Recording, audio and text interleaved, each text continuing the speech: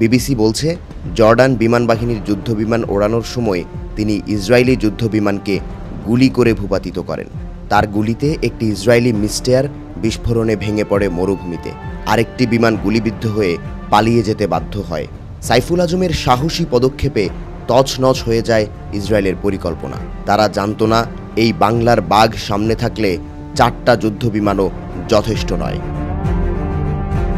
ঠিক দুদিন পর 7 জুন এবার সাইফুল আজম নেতৃত্ব দিচ্ছেন ইরাকের স্কোয়াড্রনের। H-3 বিমান ঘাঁটি রক্ষায় পাঠানো হয় তাকে। ইসরায়েলের 6টি ফাইটার ও বোমারু বিমান আক্রমণ চালায়, কিন্তু সাইফুল এবারও অনন্য।